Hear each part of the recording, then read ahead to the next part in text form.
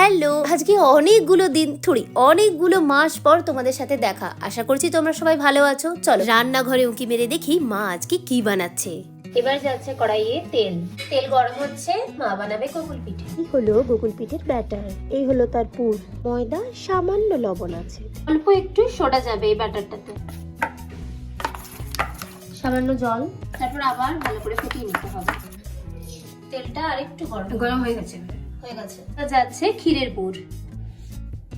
এইভাবে ব্যাটারে সুন্দরভাবে মাখিয়ে এইভাবে তেলে ছাড়তে হবে একটা একটা করে। এবার গেল নারকলের পুর। এই গেল তেলে আরেকটা। ফুলেছে কিন্তু বেশ সুন্দর। গোকুল পিঠে মা কিন্তু প্রথমবার বানাচ্ছে, দেখা যাক কেমন হয়। এবার এগুলো উল্টে নেওয়া হচ্ছে। আরো একটা নারকেলের পুর বানা যাচ্ছে।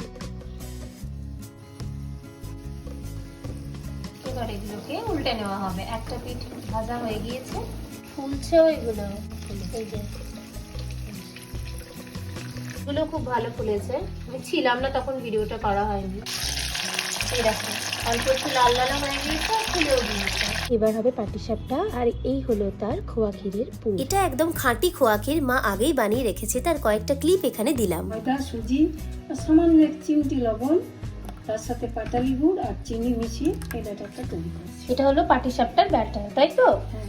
কড়াইয়ে অল্প পরিমাণ ঘি, এর মধ্যে যাবে এবার এই ব্যাটারটা। জানো তো, আমার না খুব জানতে ইচ্ছে করে যে আমাদের ভিডিও কারা কারা দেখছে। তো তোমরা আমাকে কমেন্টে এইটুকুই জানাও যে কে কোন জায়গা থেকে আমাদের ভিডিও দেখছো। আর পুরটা দেওয়া হচ্ছে, খোয়া ক্ষীরের পুরটা। এবার এটাকে রোল করা হবে, তাই না মা? হ্যাঁ, বাহ, এগুলোকে আবার পরে ঘি দিয়ে ভাজবো। আরো একটা যাচ্ছে, কিন্তু এটা একটু ছোট সাইজের হবে, তাই একটু কম ব্যাটার দেওয়া হয়েছে। আগেরটা মানে এক হাতা দিয়েছিল, এটা হাফ। হাফ নয়, একটু সামান্য কমিয়েছি, তো অনেক বড় হয়ে গেল ওই জন্য। এই চলে গেল পুর। এই যে পাটিসাপটাতে ভিতরের যে ক্ষীরের পুরটা যখন গরমে মেল্ট হয়ে যায়, খাওয়ার সময় কি দারুণ লাগে। তুমি আর কি কি রকম পিঠে বানাতে জানো মা? আমি এই যে মুগ সাউরি, মানে মুগ সেদ্ধ করে গুড় দিয়ে চটকে তার সাথে চালের গুঁড়ো মিশিয়ে মন্ড তৈরি করে পুর পিঠে বানিয়ে সেগুলো তেলে ভাজতে হয় গোকুল পিঠের মতো। তাহলে আজকে আমরা কি কি দেখতে পাচ্ছি?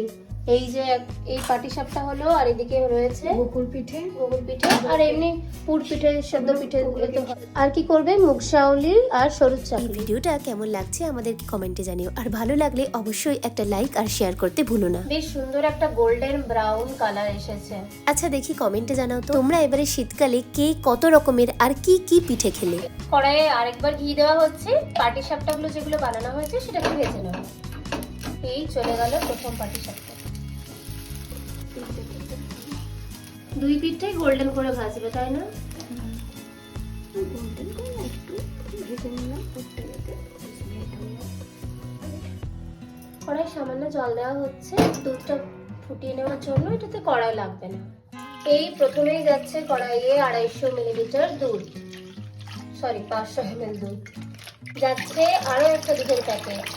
এগুলো যাচ্ছে সব ক্ষীর তৈরির জন্য, গোকুল পিঠে যে ক্ষীরের পায়েসটা হবে সেই জন্য। চলে গেল আরো এক প্যাকেট দুধ, তার মানে মোট 1.5 লিটার দুধ। দুধটা এবার জাল দেওয়া হবে, মেরে মেরে ক্ষীর তৈরি হবে। এই যে দুধটা জাল দেওয়া হয়ে গিয়েছে, সেখান থেকে কিছুটা দুধ এখানে তুলে নেওয়া হয়েছে। এটা দিয়ে কি হবে মা? এটা গোকুল পিঠাটা ভেজাবো। আচ্ছা, আর ওই বাকি দুধটা কি হবে? ওইটা ওই দুধে সেদ্ধ করবো। আর এটা মোট ওই 1.5 লিটার দুধের এখন কি পরিমাণ এসে দাঁড়িয়েছে এটা? এটা 2 প্যাকেট থেকে একটু কম, আর এটা 1 প্যাকেট থেকে একটু বেশি। আচ্ছা, ওই যে পাটালি দেওয়া হচ্ছে। এই যে এইবার এগুলোকে দুধে দেওয়া হবে। এরপর যাচ্ছে চিনি। কেমন চিনি দিচ্ছ না তুমি? 3 চামচ দেবো। এই চামচে 3 চামচ। এই চলে যাচ্ছে এলাচের গুঁড়ো। এবার দিয়ে দিচ্ছি। হ্যাঁ, একে একে গোকুল পিঠেগুলো এই দুধে। তাহলে গোকুল পিঠে আর পাটিসাপটার রেসিপি তো দেখে নিলে, কিন্তু বাকি পিঠেগুলোর রেসিপি আসছে পরের পর্বে। তার জন্য আমাদেরকে ফলো বা সাবস্ক্রাইব করে দিতে হবে। যে অনেকে কি করে, এগুলো নলেন গুড়ের রস করে তাতে ডুবায়, তো আমি তাতে বেশি মিষ্টি লাগে। আর এটা আমি দুধের ক্ষীর বানাচ্ছি, তাতে খেতে বেশি ভালো লাগবে। এর ভেতরে যখন এই দুধের ক্ষীরটা ঢুকবে না, তখন বেশ ফুলে বড় হবে, খেতেও খুব সুন্দর লাগবে। গোকুল পিঠে হয়ে গিয়েছে, কি সুন্দর ফুটছে, বেশ ঘন হয়ে গিয়েছে। খেতে কেমন হলো, মা আর কি কি পিঠে বানালো সেসব জানতে চোখ রাখো পরের পর্বে। আজকে যাই, টাটা।